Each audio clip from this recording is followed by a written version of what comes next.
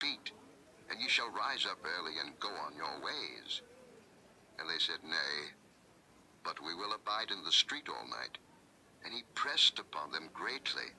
And they turned in unto him, and entered into his house. And he made them a feast, and did bake unleavened bread, and they did eat. But before they lay down, the men of the city, even the men of Sodom, compassed the house round, both old and young, all the people from every quarter. And they called unto Lot, and said unto him, Where are the men which came into thee this night? Bring them out unto us, that we may know them. And Lot went out at the door unto them, and shut the door after him, and said, I pray you, brethren, do not so wickedly. Behold, now, I have 2 daughters, which have not known man. Let me, I pray you, bring them out unto you, and do ye to them as is good in your eyes. Only unto these men do nothing. For therefore came they under the shadow of my roof. And they said, Stand back. And they said again, This one fellow came in to sojourn, and he will needs be a judge. Now will we deal worse with thee than with them. And they pressed sore upon the man, even Lot, and came near to break the door. But the men put forth their hand, and pulled Lot into the house to them, and shut to the door.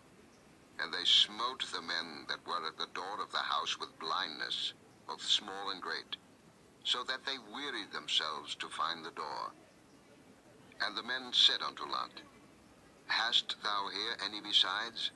Son-in-law, and thy sons, and thy daughters, and whatsoever thou hast in the city, bring them out of this place, for we will destroy this place, because the cry of them is waxen great before the face of the Lord, and the Lord hath sent us to destroy it. And Lot went out, and spake unto his sons-in-law, which married his daughters, and said, Up, get you out of this place, for the Lord will destroy this city. But he seemed as one that mocked unto his sons-in-law.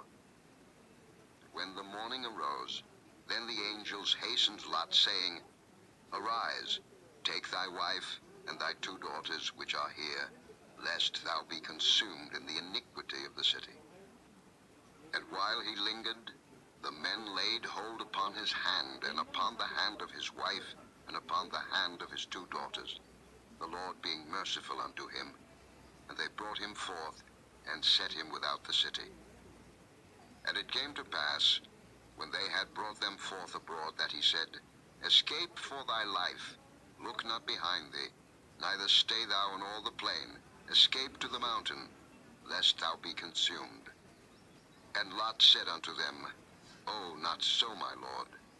Behold now, thy servant hath found grace in thy sight, and thou hast magnified thy mercy, which thou hast showed unto me in saving my life, and I cannot escape to the mountain, lest some evil take me and I die.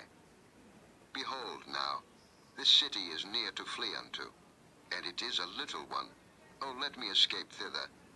Is it not a little one? And my soul shall live. And he said unto him, See, I have accepted thee concerning this thing also, that I will not overthrow this city, for the which thou hast spoken. Haste thee, escape thither, for I cannot do anything till thou be come thither. Therefore the name of the city was called Zoar. The sun was risen upon the earth when Lot entered into Zoar. Then the Lord rained upon Sodom and upon Gomorrah brimstone and fire from the Lord out of heaven. And he overthrew those cities, and all the plain, and all the inhabitants of the cities, and that which grew upon the ground. But his wife looked back from behind him, and she became a pillar of salt.